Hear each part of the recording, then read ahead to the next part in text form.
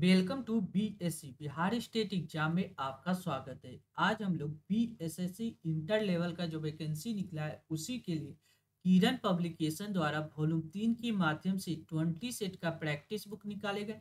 उसी practice book में से प्रैक्टिस सेट 18 के मैथ के जितने भी इंपॉर्टेंट प्रश्न पूछे गए सारे का इस वीडियो में डिस्कशन करेंगे। वीडियो शुरू करने के पहले चैनल को सब्सक्राइब कर ले, साथ ही बेल बटन को दबा दे ताकि आने वाले प्रत्येक वीडियो का नोटिफिकेशन आपको समय पे मिल सके। साथ ही इस वीडियो को ज़्यादा से ज़्यादा शेयर करें ताकि लोगों के बीच यह वीडियो आसानी से पहुंच सके। चलिए वीडियो की शुरुआत करते आज के इम्पोर्टेंट प्रश्नों के साथ। पहला प्रश्न क्या कर रहा है देखिए,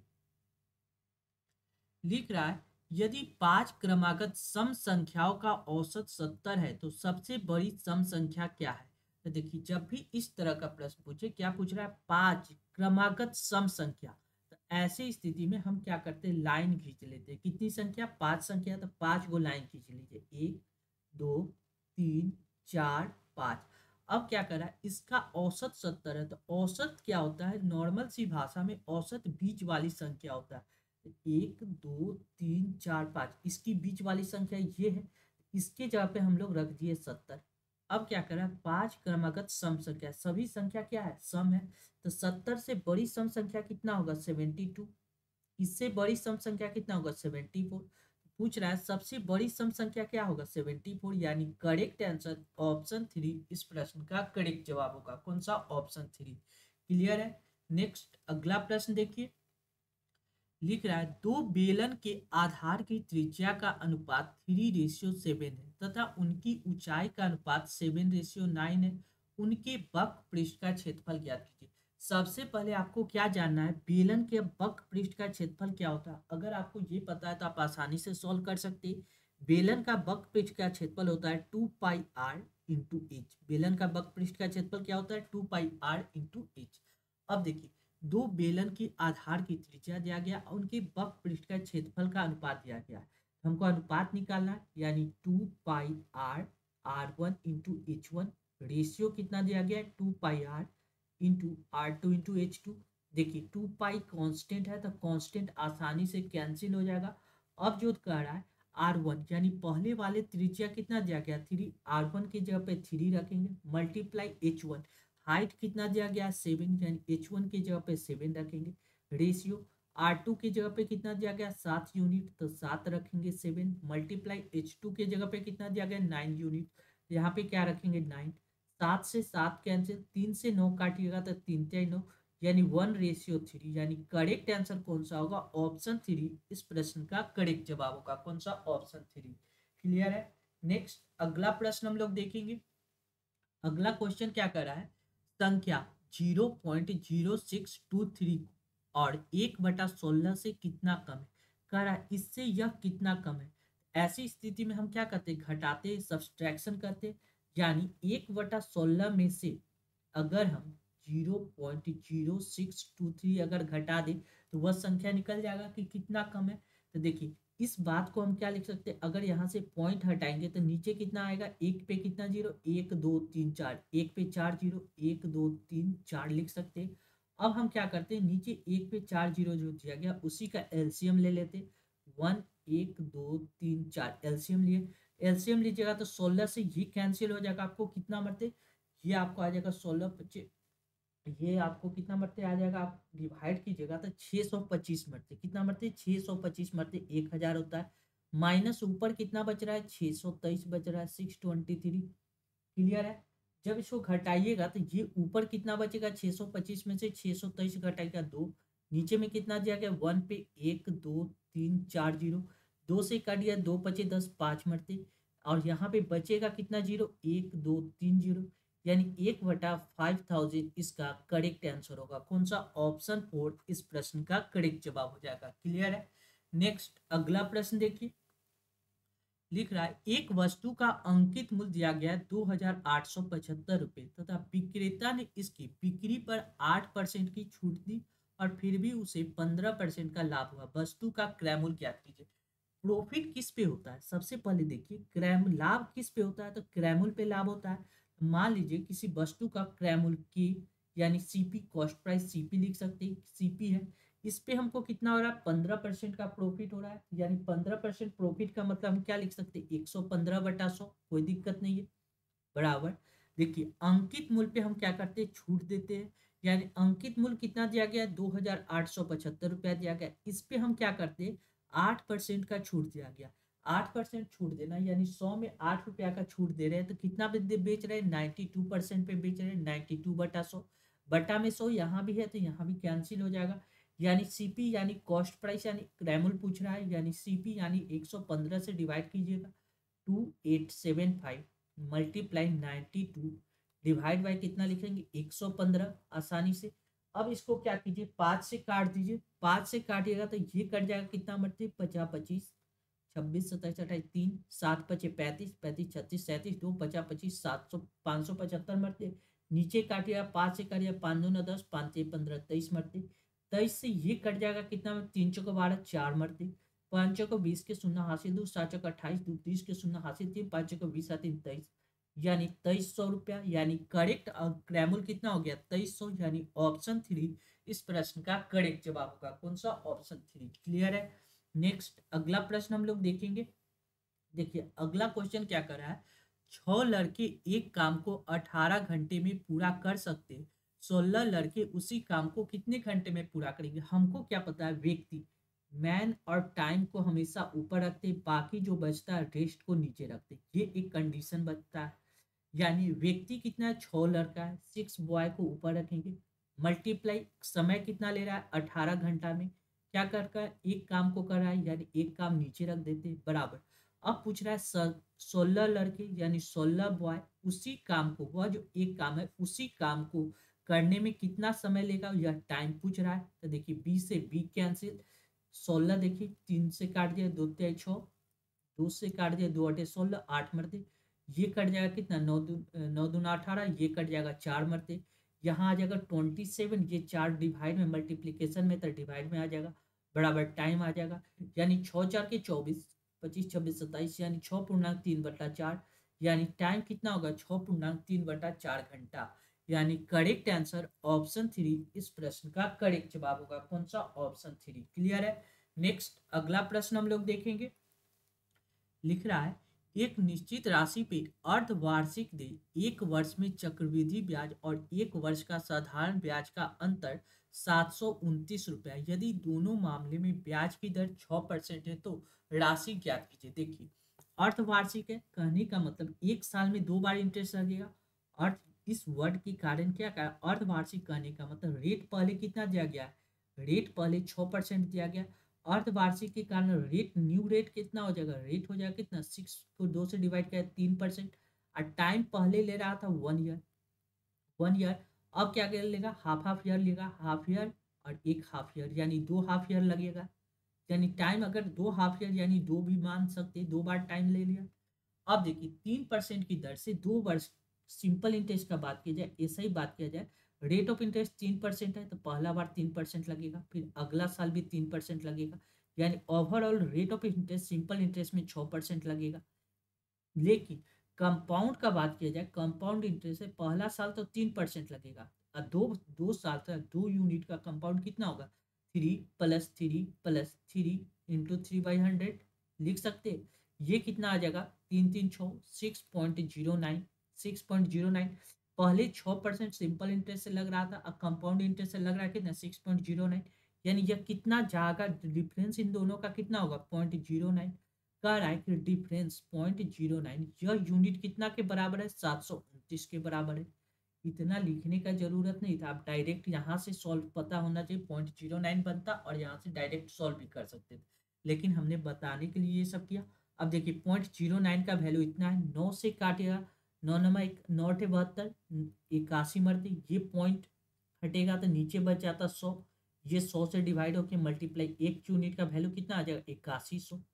हमसे पूछ रहा है वह राशि कितना, राशि अपने आप में 100% होता है, यानी 100% का 100 यूनिट का वैल्यू कितना हो जाए, 8100 और 00 और ऐड कर दीजिए, यानी करेक्ट आंसर ऑप्शन 2 इस प्रश्न का करेक्ट जवाब होगा, कौन सा, ऑप्शन 2। क्लियर है। नेक्स्ट अगला प्रश्न हम लोग देखेंगे। अगला क्वेश्चन क्या कर रहा है, देखिए निम्नलिखित का सरलीकरण करें, जब भी सिंप्लीफिकेशन का क्वेश्चन है, अगर आपको कुछ भी ना समझ में आए तो क्या कीजिए, जहां भी प्लस या माइनस है उसके बीच में एक लंबा सा लकीर खींच दीजिए। देखिए इस प्लस के बीच में एक लंबा सा लकीर खींच दीजिए, यहाँ पे प्लस आ रहा है, एक लंबा सा लकीर खींचिए। अब यह पार्ट छोटा छोटा हो गया, अब सॉल्व कीजिए।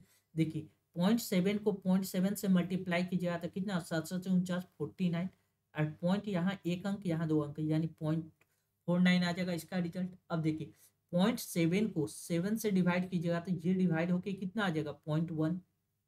क्लियर है।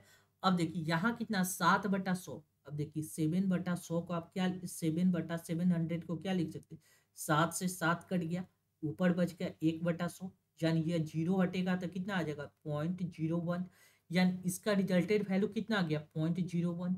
अब क्या करा है, 0.49, 0.49। अब बीच में कौन सा साइन है, प्लस साइन, तो प्लस ऐड करना है, कितना ऐड करना है, 0.1।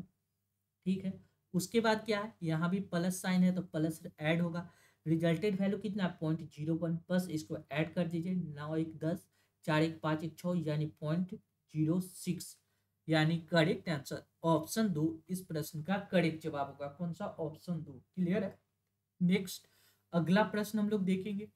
देखिए लिख रहा है, एक रेलगाड़ी 54 किलोमीटर प्रति घंटा की चाल से चलते हुए उसी दिशा में उसी दिशा में चल रही दूसरी रेलगाड़ी तक पहुंचती है और फिर उसे 14 सेकेंड में 70 मीटर पीछा छोड़ देती है। दूसरी रेलगाड़ी की चाल ज्ञात कीजिए। मान लीजिए दूसरी रेलगाड़ी की चाल अगर x किलोमीटर प्रति घंटा, हमने मान लिया दूसरी रेलगाड़ी की चाल कितना, x किलोमीटर प्रति घंटा। जब कोई गाड़ी सेम डायरेक्शन में चली, सेम डायरेक्शन में चलता है, सेम डायरेक्शन में, तो हम लोग क्या करते हैं, उसकी स्पीड को घटा देते हैं। स्पीड क्या होता है, स्पीड घट जाएगा, दोनों का स्पीड, पहले का स्पीड 54 है तो दूसरे का स्पीड 1 से, तो घटा देंगे, रिजल्टेड स्पीड कितना, 54 माइनस 1 किलोमीटर प्रति घंटा। ये आ गया किलोमीटर प्रति घंटा स्पीड। अब इसको क्या करा, 14 सेकेंड में वह 70 मीटर पीछे छोड़ देता है, यानी 14 सेकेंड में कितना डिस्टेंस तय करता है, 70 मीटर का, इस रिलेटिव स्पीड के कारण, यानी इसके कारण, यानी हमको डिस्टेंस बराबर क्या पता है, डिस्टेंस बराबर क्या होता है, स्पीड गुने टाइम, स्पीड गुने टाइम बराबर डिस्टेंस। स्पीड कितना दिया गया, 54 माइनस एक्स, ये क्या चीज में दिया गया, किलोमीटर प्रति घंटा में, यहाँ मीटर में, सेकंड में, तो मीटर पर सेकंड में बदलने के लिए क्या चीज, किलोमीटर बड़ा है यानी छोटा, 5/18 से मल्टीप्लाई करना पड़ेगा। मल्टीप्लाई टाइम कितना दिया गया, 14 सेकेंड, बराबर कितना दिया गया, 70 मीटर। बस सॉल्व कर दिए, 14 से काट दिया, 14 25 70, 5 मरते, 5 से ये वाला 5 कैंसिल हो जाएगा, यानी 54 माइनस एक्स बराबर 18, इधर आके मल्टीप्लीकेशन में 18 आ जाएगा, यानी x बराबर कितना आ जाएगा, 54 माइनस 18 बराबर x आ जाएगा। अब देखिए 54 में से 18 को घटाइएगा तो ये कितना आ जाएगा, 36, 36 बराबर x, यानी 36 किलोमीटर प्रति घंटा दूसरी रेलगाड़ी की चाल कितना आ गया, ऑप्शन 3 इस प्रश्न का करेक्ट जवाब हो जाएगा। क्लियर है।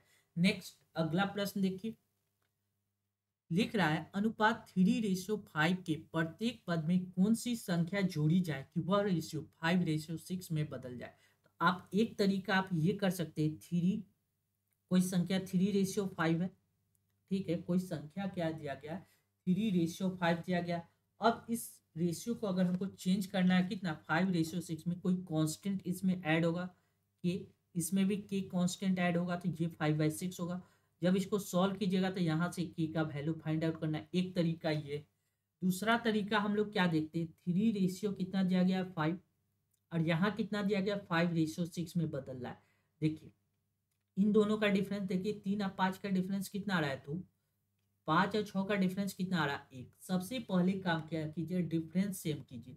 ऊपर कितना डिफरेंस आ रहा है, 2, नीचे डिफरेंस कितना आ रहा है, 1। तो इसको बराबर करने के लिए 2 से मल्टीप्लाई करेंगे, 2 से जब मल्टीप्लाई कीजिएगा तो ये वैल्यू कितना आ जाएगा, 10, ये वैल्यू कितना आ जाएगा, 12। अब देख लीजिए कि इन दोनों का डिफरेंस सेम हो गया। देखिए 10 से 7 से 3 से 10 बदलने के लिए 7 की जरूरत है, 5 से 12 बदलने के लिए 7 की जरूरत है, यानी वह संख्या जोड़ी जाए। कौन सी संख्या जोड़ना होगा, तो 7 को ऐड करना होगा, यानी करेक्ट आंसर ऑप्शन 2 इस प्रश्न का करेक्ट जवाब होगा। कौन सा, ऑप्शन 2। आप इस तरह से भी समझ के बना सकते हैं। क्लियर है।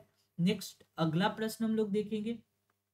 देखिए लिख रहा है, अमारा की मासिक आय 80,200 रुपये है, यदि उसकी आय में 11% की कमी होती है तो उसकी नई मासिक आय क्या होगा। सिंपल सा क्वेश्चन है, उस जो दिए गए रिजल्ट में 11% का आपको क्या करना है, कमी करना है। यानी 80,200 दिया गया, 80,200, इसमें 11%, 100 में से 11 जाएगा तो कितना बचेगा, 89, यानी 89/100% निकाल दीजिए, इसका रिजल्टेड वैल्यू आ जाएगा। डबल जीरो से डबल जीरो कैंसिल, 802 को हमको क्या करना है, 89 से बस मल्टीप्लाई करना है, आपको रिजल्टेड वैल्यू आ जाएगा। 9 दूना 8 आ रहा है, यूनिट डिजिट 8 आ रहा है, यानी केवल एक ऑप्शन में क्या है, यूनिट डिजिट 8 है, यानी करेक्ट आंसर ऑप्शन 2 इस प्रश्न का करेक्ट जवाब होगा। आप इसको मल्टीप्लाई कीजिएगा तो रिजल्टेड वैल्यू कितना आ जाएगा, 71378, यानी करेक्ट आंसर ऑप्शन 2। क्लियर है। नेक्स्ट अगला प्रश्न हम लोग देखेंगे। अगला क्वेश्चन क्या कर रहा है, देखिए लिख रहा है, एक त्रिभुज का क्षेत्रफल 182 सेंटीमीटर स्क्वायर है और इसकी एक भुजा की लंबाई 28 सेंटीमीटर है। त्रिभुज की इस भुजा पे सम्मुख शीर्ष से खींचे गए लंब रेखाखंड की लंबाई ज्ञात कीजिए। सबसे पहले हमको परपेंडिकुलर निकालना है, और त्रिभुज के बारे में हमको पता है क्या है, कोई भी त्रिभुज का क्षेत्रफल कितना हो, 1/2 गुने बेस इंटू ऊंचाई, बी इंटू एच। देखिए एक लंबाई दिया गया 28 सेंटीमीटर, त्रिभुज की इसी भुजा पर एक शीर्ष से खींची गई लंब रेखा, यानी बेस कितना दिया गया 28 सेंटीमीटर, और उसका हमको क्या चाहिए, हाइपोटेनस चाहिए, परपेंडिकुलर चाहिए। ये देखिए 1/2, बेस कितना दिया गया 28 सेंटीमीटर, ऊंचाई हमसे पूछ रहा है एच, और एरिया कितना दिया गया 182। बस इसको सॉल्व कीजिए, आपका आंसर आ जाएगा। 2 से काटिएगा 14 मरते कैंसिल हो गया, 14 से काटिएगा तो ये एक मरते बचा कितना 4, तो 28, 14 42, यानी 3 मरते, यानी हाइट कितना आ गया, एच बराबर आपको कितना आ गया 13 सेंटीमीटर, यानी करेक्ट आंसर ऑप्शन 2 इस प्रश्न का करेक्ट जवाब होगा। कौन सा, ऑप्शन 2। क्लियर है।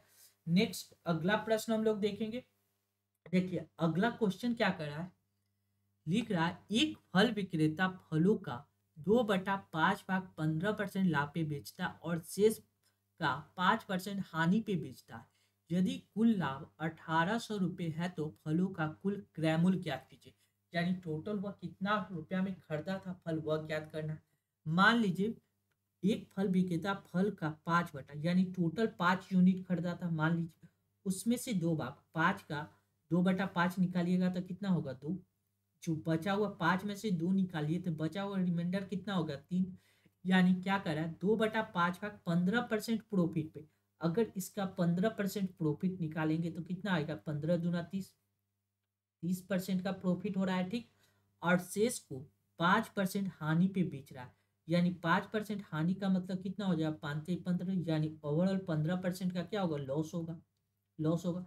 दोनों का डिफरेंस देखिएगा तो ये डिफरेंस कितना आ जाएगा, +15% का, यानी 15% का ओवरऑल उसको क्या होगा, प्रॉफिट हो रहा है। लेकिन क्वेश्चन में क्या कर रहा है, कुल लाभ कितना हो रहा है, 1800 रुपया हो रहा है, यानी 15% का वैल्यू कितना दिया गया, 1800 रुपया। 15% का वैल्यू कितना दिया गया, 1800 रुपया। यानी 1% यहाँ से निकाल सकते हैं, 15 से काटिएगा तो 15 एकम 15, बचा कितना 3, 15 दूना 30, यानी 1% का वैल्यू कितना हो गया, 120 रुपया। यानी 100% टोटल फल अगर मान ले 100%, 100%, तो टोटल फल का दाम कितना हो जाएगा, 1200, 12, ये आ जाएगा टोटल फल। जबकि कुल फलों का क्रय मूल्य पूछ रहा है, टोटल कितना फल है वो, ये जो आया एक फल का क्रय मूल्य आ गया 12,000 रुपया, जबकि टोटल फल हमने कितना माना था, 5 यूनिट। एक फल यानी 100% फल, यानी एक फल का क्रय मूल्य हो गया 12,000 रुपया। हमने टोटल फल कितना माना था, 5 यूनिट, यानी इसमें अगर हम 5 से मल्टीप्लाई कर दे तो टोटल फल का क्रय मूल्य आ जाएगा। क्या पूछ रहा है, कुल फल का क्रय मूल्य, यानी 5 से मल्टीप्लाई कीजिए, 12×5 = 60,000 रुपया, यानी टोटल फल का क्रय मूल्य कितना हो जाएगा, 60,000 रुपया। यानी करेक्ट आंसर ऑप्शन 4 इस प्रश्न का करेक्ट जवाब होगा। कौन सा, ऑप्शन 4। क्लियर है। नेक्स्ट अगला प्रश्न हम लोग देखेंगे। अगला क्वेश्चन क्या कर रहा है, देखिए लिख रहा है, 750 रुपए की वार्षिक किस्त 5 वर्ष में 5% वार्षिक साधारण ब्याज की दर से डैश का ऋण चुकता कर देगा। हमको ऋण चुकाना है और वह कैसे, 5% क्या कर रहा है, 5% वार्षिक साधारण ब्याज की दर से। देखिए और देखिए कोई व्यक्ति अगर 100 रुपया किस्त लेता है, इंस्टॉलमेंट अगर कोई व्यक्ति 100 रुपया अगर चुकाता है तब क्या होगा, ये इंस्टॉलमेंट अगर 100 रुपया, जबकि वह 750 रुपया इंस्टॉलमेंट चुका रहा है, हमने माना अगर वह 100 रुपया इंस्टॉलमेंट चुकाया, हर किस्त 100 रुपया का इंस्टॉलमेंट, अब 5% की दर से उसको टोटल कितना पैसा चुकाना होगा, 5% की दर से पहला बार तो इंस्टॉलमेंट 100 रुपया दे देगा, दूसरा बार जाएगा तो इंस्टॉलमेंट के साथ 5 रुपया और 5 रुपया और ज़्यादा देना पड़ेगा क्योंकि 5% इंटरेस्ट है, तीसरा बार जाएगा तो 115 रुपया, 110 रुपया, चौथा बार जाएगा तो 115 रुपया और पांचवा बार जाएगा तो 120 रुपया। यानी टोटल उसको कितना पैसा देना होगा, 5 5 10, 2 1 3 1 4 1 5, 1 2 3 4 5, यानी 550 रुपया उसको क्या देना पड़ेगा, अमाउंट, टोटल अमाउंट देना पड़ेगा। जबकि उसका इंस्टॉलमेंट हमने कितना माना, 100 यूनिट, यानी 100 यूनिट इंस्टॉलमेंट है तो उसको टोटल पैसा कितना देना, 550 रुपया। जबकि 100 यूनिट का वैल्यू कितना कर रहा है, 750 रुपया इंस्टॉलमेंट है, क्वेश्चन में 100 यूनिट का वैल्यू दिया गया 750 रुपया, यानी यहाँ से 10 यूनिट का वैल्यू कितना आ जाएगा, 10 यूनिट का वैल्यू आ जाएगा 75 रुपया। हमसे टोटल चाहिए 550 यूनिट का वैल्यू, इसमें अगर हम 55 से मल्टीप्लाई कर दे तो 550 आ जाएगा, यानी 550 यूनिट का वैल्यू कितना आ जाएगा, 75 मल्टीप्लाई 550, यानी 0। जब इसको मल्टीप्लाई कीजिएगा 75 को 75 से मल्टीप्लाई कीजिएगा तो ये आपको कितना आ जाएगा, 1 मिनट। क्लियर है, यानी हमको क्या करना पड़ेगा, 1 मिनट, यहाँ पे हमने क्या किया, 55 से ना मल्टीप्लाई करना है, जब यहाँ 55 से मल्टीप्लाई की इधर भी कितना, 55 से मल्टीप्लाई की, यानी 75 को अगर 55 से मल्टीप्लाई कीजिएगा तो ये आ जाएगा कितना, 4125 रुपया। यानी टोटल ऋण के रूप में हमें उसको कितना देना पड़ेगा, 4125 रुपया। क्लियर है। अगर आप एक बार और देख लिए, हमने क्या किया, देखिए यहाँ से यहाँ तक का इंस्टॉलमेंट पहला 100 रुपया था, ठीक है, पहला देखिए 1 2 3 4 5 इंस्टॉलमेंट, पहला पैसा तो 100 रुपया चुका दिए, दूसरा बार जब गए 100 रुपया लेके तो वह क्या कहा कि 1 साल, यहाँ से यहाँ तक 1 साल हो गया, हम 100 रुपया नहीं लेंगे, 105 रुपया लेंगे, यानी दूसरा इंस्टॉलमेंट पे वह 105 रुपया देना पड़ा। तीसरा इंस्टॉलमेंट पे गए तो वह कहा कि हम 100 यहाँ से यहाँ तक का ही तो समय लेंगे, यानी 110 रुपया लेगा। फिर यहाँ से यहाँ हम जाएंगे तो 115 रुपया लिया, फिर यहाँ से यहाँ पहुंचे तो 120 रुपया लिया, यानी पहला इंस्टॉलमेंट 100 रुपया, दूसरा 105 रुपया, तीसरा 110 रुपया, चौथा 115 रुपया और पांचवा 120 रुपया। यानी ये जो हुआ ये टोटल इंस्टॉलमेंट हुआ, यानी टोटल इंस्टॉलमेंट करने का मतलब अमाउंट हो गया, ये टोटल इंस्टॉलमेंट अमाउंट हो गया। अब पहला फर्स्ट इंस्टॉलमेंट 750 रुपया, यानी 100 यूनिट का वैल्यू दिया गया है 750 रुपया, टोटल अमाउंट कितना आ गया 550 रुपया, यानी 100 यूनिट का वैल्यू 750, तो 550 यूनिट का वैल्यू फाइंड आउट किए और आपका करेक्ट आंसर आ गया। क्लियर है।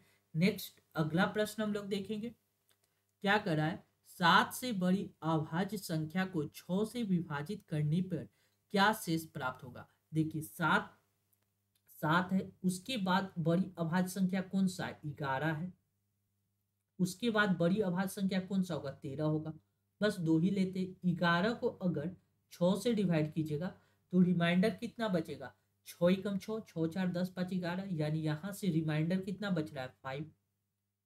अगर 13 लिए, 13 को अगर 6 से डिवाइड किए ये कितना, 6 दूना 12, रिमाइंडर कितना बचेगा 1, यानी या तो 5 रिमाइंडर बचेगा या तो 1 रिमाइंडर बचेगा, यानी 1 और 5, यानी करेक्ट आंसर ऑप्शन 1 इस प्रश्न का करेक्ट जवाब होगा, कौन सा, ऑप्शन 1। क्लियर है। नेक्स्ट अगला प्रश्न देखिए, लिख रहा है एक वस्तु की कीमत में पहले 25% की कमी की गई और फिर 35% की वृद्धि की गई, परिणामी कीमत 450 रुपये है, तो वस्तु का वास्तविक कीमत क्या हो, यानी वस्तु का एक्चुअल प्राइस क्या है, ये हमसे पूछ रहा है। आपको क्या करना है, देखिए हमने क्या किया, वस्तु का एक्चुअल प्राइस पी मान लिए, ठीक है, उस पर क्या करा है, वस्तु की कीमत में पहले 25% की कमी होती है। आपको क्या पता होना चाहिए, 25% का फ्रैक्शन वैल्यू, आपको दो फ्रैक्शन इसमें आपको क्वेश्चन में पूछ रहा है, ठीक है। हम पहले सबसे पहले फ्रैक्शन देख लेते। 25% का फ्रैक्शन वैल्यू कितना होता है, 25 चौको 100, 1/4। और दूसरा फ्रैक्शन कितना है, 35%।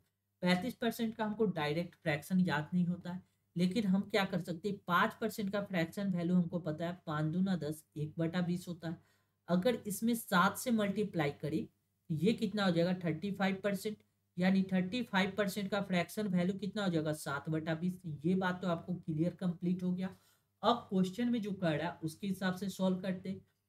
कर रहा है, एक वस्तु का प्राइस हमने पी माना, ठीक है, उस प्राइस पे पहले 25% का कमी होता है, यानी 4 में 1 यूनिट का कमी हो गया, ये कितना हो गया, 3/4 मल्टीप्लीकेशन।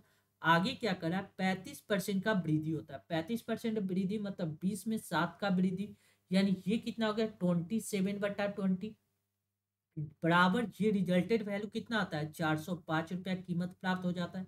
कितना, 405 रुपया।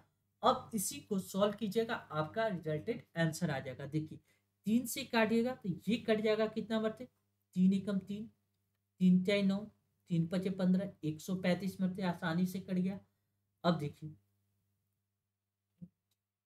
इसको क्या कीजिए, ये आ गया 3 ना 5 3 8 1 9, 9 से कट जाएगा, 9×3 = 27, 9 से काटिएगा तो 9 एकम 9, 9×5 = 45, 9×5 = 45, 15 मरते, 3 से काटिएगा 3×5 = 15, 5 मरते।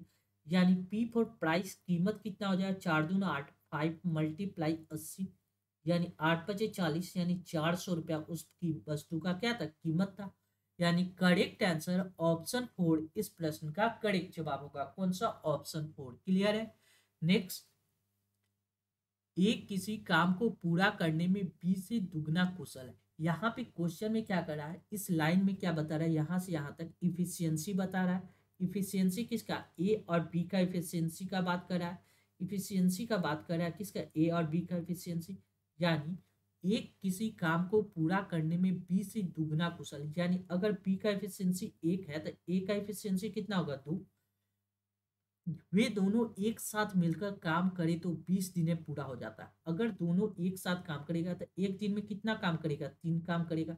टोटल वर्क एक दिन में 1 डे वर्क, ये आ गया 1 डे वर्क, एक दिन में 3 काम कर लेता है। अब हमको कितना दिन तक काम किया, 20 दिन तक। यानी टोटल वर्क अगर हम देखा जाए तो 20 मल्टीप्लाई एक दिन का काम, 3 से मल्टीप्लाई कीजिएगा, 3 दूना 6, यानी टोटल काम कितना है, 60 काम है। अब क्या करें, ए को अकेला उस काम को पूरा करने में कितना दिन लगेगा, टोटल काम 60 है, ए एक दिन में 2 काम करता है तो 60 काम करने में कितना समय लगेगा, 2 से डिवाइड कर दीजिए, 2×6 यानी 30 दिन। यानी ए को उस 60 काम को पूरा करने में 30 दिन का समय लगेगा। यानी करेक्ट आंसर ऑप्शन 2 इस प्रश्न का करेक्ट जवाब हो जाएगा। क्लियर है। नेक्स्ट, एक छात्रावास में 75 छात्र हैं। नए दाखिल के कारण 15 नए छात्र मेस में शामिल हो गए और मेस के दैनिक खर्च में 240 रुपया का वृद्धि हो गई, जबकि प्रति छात्र औसत खर्च में 5 रुपए की कमी आ गई। मेस का मूल व्यय क्या था। तो देखिए मेस यानी जहाँ भोजन चलता है वहां का बात कर रहा है। क्या कर रहा है, एक छात्रावास में 75 छात्र थे और नए दाखिल के कारण 15 नए छात्रों के मेस में शामिल हो गए और मेस का कि दैनिक खर्च 240 रुपया का वृद्धि हो गई, जबकि औसत खर्च में देखिए 5 रुपए की कमी है। मेस का मूल व्यय क्या थी, औसत खर्च। हमको यहाँ पे कोई क्वेश्चन में औसत खर्च के बारे में दिया हुआ नहीं है। हमने क्या किया, औसत खर्च अपने मन से कुछ मान लीजिए। औसत यानी पर डे 100 रुपया खर्च करता था, एक व्यक्ति 100 रुपया खर्च करता था। टोटल 75 व्यक्ति था, यानी 75 × 1 यानी टोटल मेस का खर्च इतना था। ये बात क्लियर है। लेकिन नए लेकिन क्वेश्चन में क्या करा है, नए दाखिल के कारण 15 नए छात्र मेस में शामिल होने के कारण मेस का दैनिक खर्च एक दिन में 100 रुपया खर्च होता था एक व्यक्ति के द्वारा, तो 75 व्यक्ति के द्वारा 75x खर्च हो जाएगा। लेकिन 15 नए व्यक्ति के कारण 240 रुपया खर्च में वृद्धि हो गया। पहले के कंपेरिजन में अब 240 रुपया का वृद्धि हो गया। यह हुआ क्यों, इसका कारण यह है कि पहले की कंपेरिजन में पहले 70 छात्र था, अब छात्र की संख्या कितना हो गया, 90। अब स्टूडेंट की संख्या कितना, 90 हो गया। और यह प्रत्येक, जबकि प्रति छात्र औसत खर्च 5 रुपया की कमी आ गई। पहले एवरेज एक्स यूज करता था, अब एवरेज कितना यूज करेगा, x-5। टोटल स्टूडेंट कितना हो गया 90। यह 90 कैसे है, ये 75 और ये 15 को ऐड करके 90 आ गया। क्लियर है। अब यहाँ से सिंप्लीफाई करके एक्स का वैल्यू ज्ञात कीजिए और आपका रिजल्टेड मान निकल सकता है। देखिए ये कितना आ जाएगा 75x प्लस कितना आ जाएगा 240 बराबर कितना आ जाएगा 90x माइनस कितना आ जाएगा 0 9 5 45 450। क्लियर है। अब यहाँ से देखिए एक्स को एक तरफ लेंगे यानी ये 75 इधर घट के आ जाएगा कितना आ जाएगा 15x। ये देखिए 450 माइनस में तो इधर प्लस में आ जाएगा तो 0 5 4 9 4 2 6 690। 15 से इसको काटिएगा 690 को, ये कट जाएगा आपको कितना मरते 46 मरते। यानी x का वैल्यू कितना आ गया 46। यानी औसत x क्या था, मेष का मूल्य व्यय कितना था। मूल्य यानी शुरू में प्रारंभ में मेष में कितना खर्च होता था ये ज्ञात करना है। प्रारंभ में व्यक्ति कितना था 75 व्यक्ति और एक व्यक्ति कितना रुपया खर्च करता था 46 रुपया। यानी 46 से मल्टीप्लाई कीजिए 75 मल्टीप्लाई 46 ये आपको कितना आ जाएगा 3450 आ जाएगा। यानी करेक्ट आंसर कितना होगा 3450। यानी ऑप्शन 1 इस प्रश्न का करेक्ट जवाब होगा। कौन सा ऑप्शन 1। क्लियर है। नेक्स्ट अगला प्रश्न हम लोग देखेंगे। अगला क्वेश्चन क्या कर रहा है देखिए, अनिल बीमा को 20% लाभ पे एक कार बेचता है। बीना इसे करण को 25% लाभ पे बेच देता है। तो 20% का फ्रैक्शन वैल्यू कितना 20 25 100 1/5। 25% का फ्रैक्शन वैल्यू कितना होता है 25 चौका 100 1/4। ये तो फ्रैक्शन सबको याद होना चाहिए। क्लियर है। बेच देता है। इस कारण यदि करण करण इसके लिए 2,25,000 रुपए का भुगतान करता है तो अनिल के लिए कार का क्रय मूल्य ज्ञात कीजिए। हमसे स्टार्टिंग वाले व्यक्ति का क्रय मूल्य पूछ रहा है। तो देखिए एक व्यक्ति अनिल है, दूसरा व्यक्ति वीना है और तीसरा व्यक्ति करण है। अनिल क्या करता है, अनिल वीना को 20% लाभ पे एक कार बेच देता है। अगर अनिल 5 रुपया में कोई कार खरीदा तो 20% प्रॉफिट यानी 5 में 1 का प्रॉफिट वीना को कितना में बेच दिया 6 रुपया में। वीना उसी कार को बिना 25% लाभ पे बेच देता। बिना अगर 4 यूनिट की उसका दाम था तो वो कितना में बेच रहा है करण को 5 यूनिट में। इन दोनों ये 6 और ये 4 बराबर होना चाहिए। इसको बराबर करने के लिए एक सिंपल रेशियो ले लीजिए। रेशियो में क्या करते हैं, ये 6 से 5 को मल्टीप्लाई की जाए तो 6 × 5 = 30। रेशियो 6 में 4 से मल्टीप्लाई की जाए तो 6 4 × 24 24। 5 में 4 से मल्टीप्लाई की जाए तो 20। यानी ए फॉर अनिल का रेशियो 20, वीना का आ गया 24 और करण का आ गया 30। यानी करण 30 रुपया दे रहा है। 30 रुपया का वैल्यू कितना दिया गया है 2,00,000। 30 का वैल्यू कितना दिया गया है 2,25,000 रुपया। क्लियर है।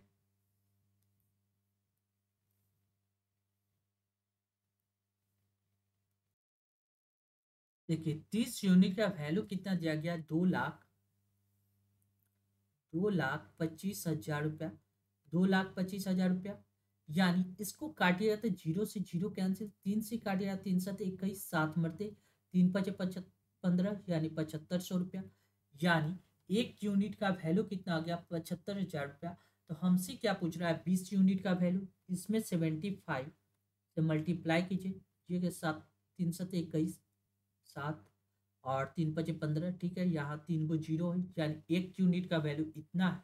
इसको क्या करना है 00 से मल्टीप्लाई कर देना है इसमें। ये रिजल्टेड वैल्यू आपको कितना आ जाएगा 00 एक 0 और आ गया। 5 दूना 10 7 दूना 14 1 15 15 पे कितना 0 2 2 4 0।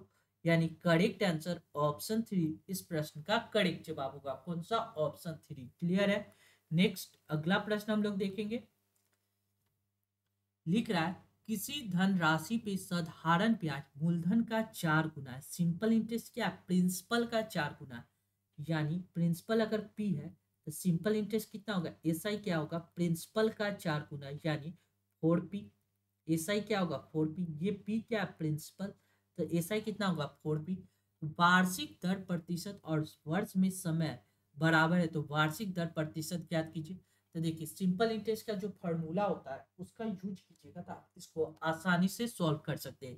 देखिए सिंपल इंटरेस्ट में क्या होता है पी फॉर प्रिंसिपल रेट गुने टाइम बटा 100। ये आपको कितना के बराबर दिया गया 4p के बराबर दिया गया। यहाँ पे क्या दिया वार्षिक दर प्रतिशत और वर्ष में समय दोनों आपस में क्या बराबर है, यानी आर बराबर टी। जहां भी टी दिया गया वहां हम आर लिख सकते हैं। हमसे पूछ रहा है, रेट पूछ रहा है, तो देखिए पी की जगह पे पी, आर की जगह पे आर लिखेंगे, टाइम की जगह टी की जगह पे आर लिख सकते हैं, बटा 100 बराबर कितना दिया गया 4 पी। पी से पी कैंसिल हो गया, आर को आर से मल्टीप्लाई किया जाता आर स्क्वायर, आर स्क्वायर बराबर कितना 4 × 100। ये पावर हटेगा तो इधर रूट चढ़ जाएगा, यानी ये बाहर निकलेगा 2 × 10, यानी रेट ऑफ इंटरेस्ट कितना आ जाएगा 20%। यानी करेक्ट आंसर ऑप्शन 4 इस प्रश्न का करेक्ट जवाब होगा। कौन सा? ऑप्शन 4। क्लियर है। नेक्स्ट अगला प्रश्न देखेंगे। एक वस्तु को गिरने की ऊंचाई समय के वर्ग के अनुक्रमानुपाती है। पहले सबसे पहले क्वेश्चन पढ़ने से पहले इस लाइन को अगर समझ गए तो आप इसको आसानी से सॉल्व कर सकते हैं। कौन सा लाइन? देखिए लिख रहा है एक वस्तु की गिरने की ऊंचाई, एक वस्तु का क्या कर रहा है गिरने की ऊंचाई, यानी हाइट क्या दिया गया है ऊंचाई, समय के वर्ग यानी टाइम का स्क्वायर के वर्ग के अनुक्रमानुपाती यानी समान अनुपात में, ये वाला बात कर रहा है। अब देखिए इस साइन को हटाने के लिए हमको क्या करना पड़ता है, एक कांस्टेंट लगाना पड़ता है। कि कांस्टेंट लगा दिए, यानी एच बराबर के टी स्क्वायर, यह एक फार्मूला है। ये फार्मूला कहाँ करा है? इस क्वेश्चन में इस फार्मूला का हमको यूज करके आगे के सॉल्व करना है। अब देखिए क्वेश्चन में क्या कर रहा है, देखिए एक वस्तु 4 सेकेंड में 80 सेंटीमीटर नीचे गिरती है। तो देखिए हाइट कितना दिया गया 80 सेंटीमीटर। ये फोर कांस्टेंट निकालना है। 4 सेकेंड टाइम दिया गया 4 का स्क्वायर यानी 4 × 4। 4 से काटिएगा 4×2 = 8 20 मरते, 4 से काटिएगा 4×5 = 20 5 मरते। के फोर कांस्टेंट का वैल्यू कितना आ गया 5 यूनिट। के फोर कांस्टेंट का यूनिट वैल्यू कितना आ गया 5 यूनिट। तो 8 सेकेंड में वस्तु कितनी ऊंचाई से गिरेगी।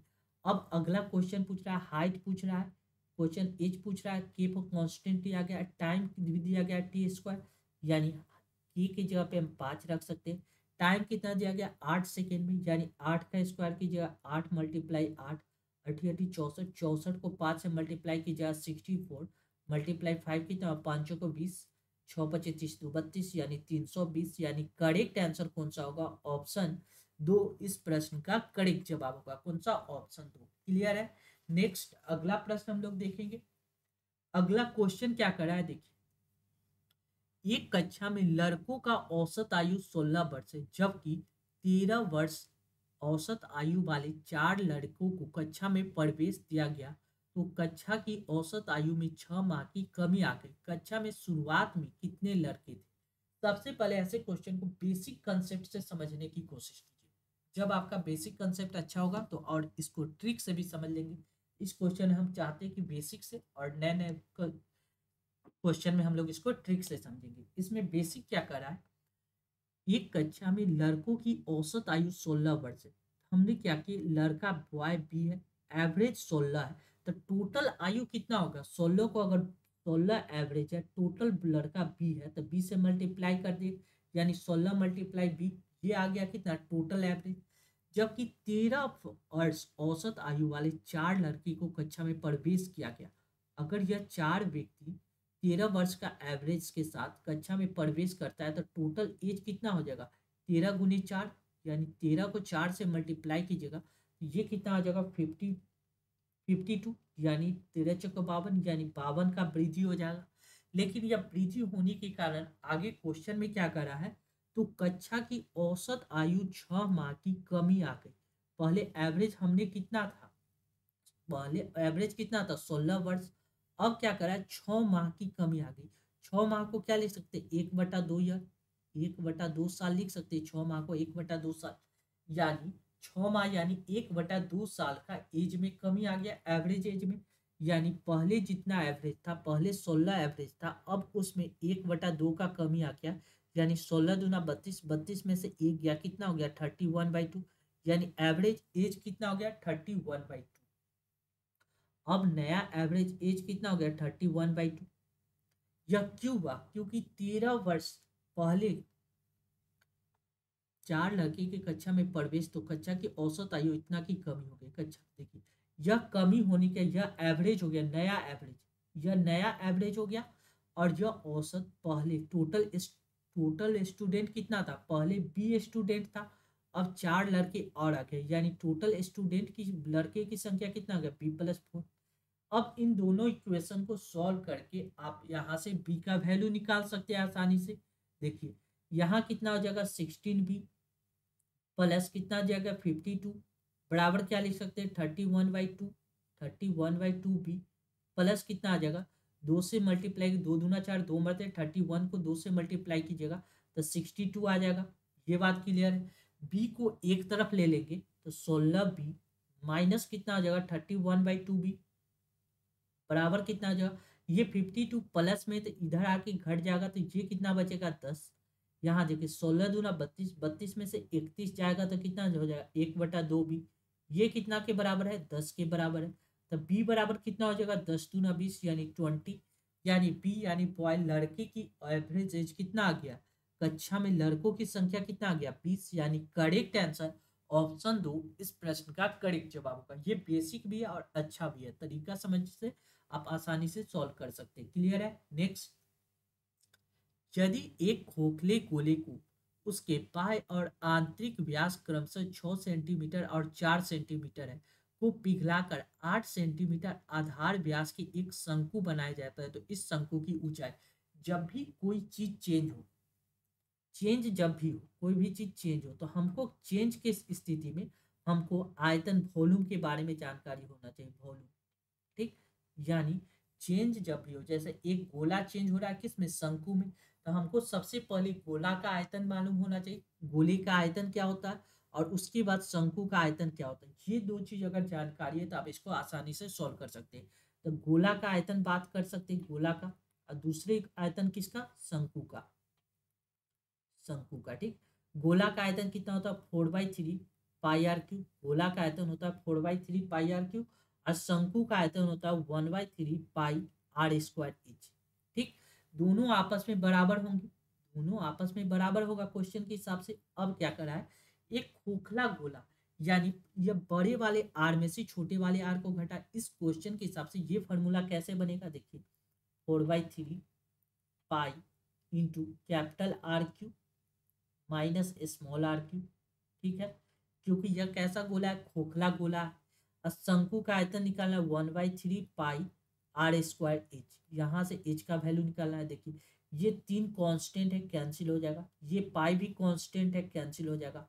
अब जो रिजल्टेड वैल्यू दिया गया 4 इंटू ब्रैकेट में, देखिए ये क्या दिया गया, व्यास दिया गया, क्वेश्चन में ये समझना है, व्यास दिया गया, तो इसको हमको क्या करना पड़ेगा, आधा करेंगे तो त्रिज्या हो जाएगा, यानी 6 का आधा 3 और 4 का आधा 2, यानी आंतरिक त्रिज्या में 3 का क्यू हो जाएगा, कैपिटल 3 का क्यू, माइनस स्मॉल में कितना हो जाएगा 2 का क्यू, बराबर 8। रेडियस कितना दिया गया 8 सेंटीमीटर आधार व्यास दिया गया, तो हमको क्या चाहिए, त्रिज्या चाहिए, यानी 4 का स्क्वायर हो जाएगा मल्टीप्लाई h। बस इसको सॉल्व कीजिए, आंसर आ जाएगा।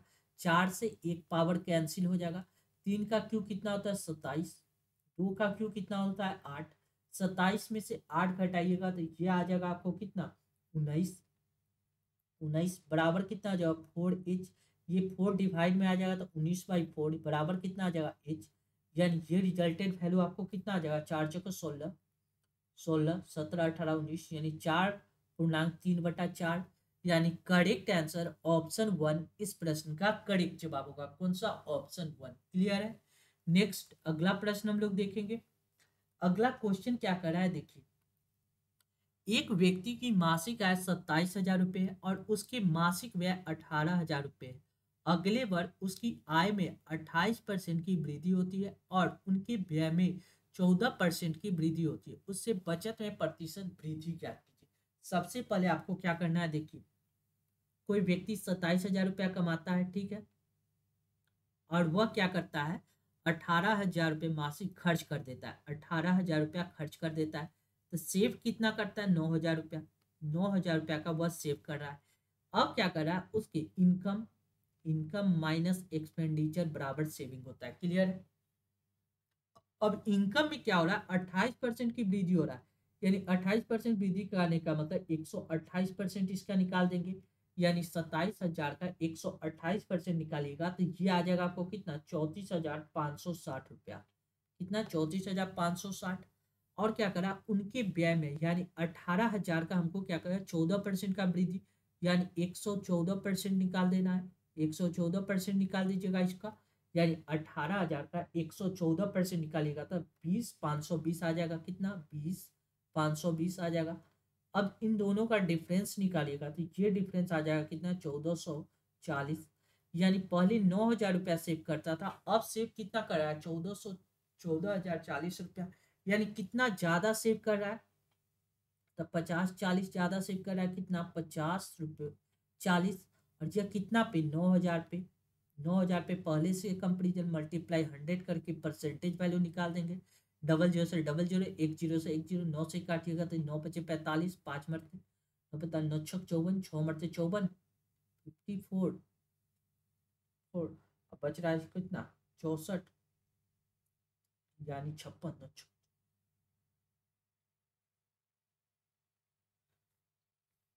54 54 नहीं ना, 9 पचे 45 लगाएंगे, 9 पचे लगाएंगे 45, 9 पचे 45 के 5 45, यानी बचेगा कितना 5, 9 छक 54, यानी 56%। यानी करेक्ट आंसर ऑप्शन 3 इस प्रश्न का करेक्ट जवाब होगा। कौन सा ऑप्शन 3। क्लियर है। नेक्स्ट अगला प्रश्न हम लोग देखेंगे।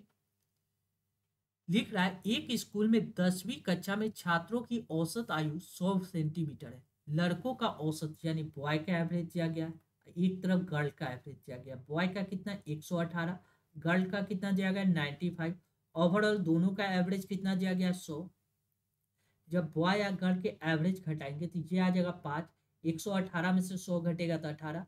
अब क्या करा कक्षा में लड़कों की 20 लड़का है, यानी 5 यूनिट का वैल्यू 20 दिया गया। कितना का मल्टीपल है 4 का 18, यानी गर्ल की संख्या क्या 18 में 4 से मल्टीप्लाई कीजिएगा तो ये कितना 18 72 72, यानी लड़की की संख्या कितना हो जाएगा 72, यानी करेक्ट आंसर ऑप्शन 1। नेक्स्ट अगला प्रश्न हम लोग देखेंगे। 100 श्रमिक प्रतिदिन 8 घंटे काम करके 2,000 मीटर लंबी नहर को 25 दिन में खोद सकता है। हमको क्या पता है मैन व्यक्ति और टाइम को ऊपर रखते, बाकी रिमेनिंग जो भी चीज बचता है उसको नीचे रखते। ये वाला कंसेप्ट अगर आप जान रहे हैं तो आप आसानी से सॉल्व कर सकते हैं। व्यक्ति कितना 100 श्रमिक है, यानी 100 व्यक्ति है। देखिए 8 घंटे काम कर रहा है, टाइम कितना दिया गया 8 घंटा।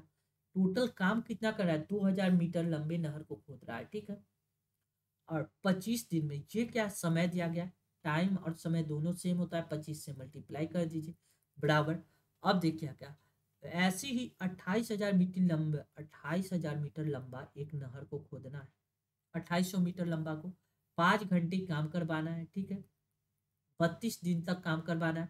तो श्रमिक की संख्या कितना होगा, श्रमिक यानी टोटल श्रमिक की संख्या हमको x निकालना है। डबल जीरो से डबल जीरो कैंसिल, 20 25 100, 5 मरते 5 से ये वाला 5 कैंसिल हो गया आसानी से। 8 से काटिएगा 8 चौक 32, 4 मरते 4 से 28 कटाइएगा 7 मरते, यानी 25 मल्टीप्लाई 7 बराबर कितना आ जाएगा x, यानी श्रमिकों की संख्या। 7 पचे 35 की 5 हासिल 3, 7 दूना 14, 14 और 3 कितना हो जाएगा 17, यानी टोटल श्रमिकों की संख्या कितना आ गया 175। यानी करेक्ट आंसर ऑप्शन 3 इस प्रश्न का करेक्ट जवाब होगा। कौन सा ऑप्शन 3। क्लियर है। चलिए नेक्स्ट। चलिए thank you for watching this video. ऐसे इंपॉर्टेंट वीडियो पाने के लिए अपने channel BSc Bihar state exam को सब्सक्राइब कर ले, साथ ही इस वीडियो को ज़्यादा से ज़्यादा शेयर करें ताकि लोगों के बीच यह वीडियो आसानी से पहुंच सके। Thank you once again.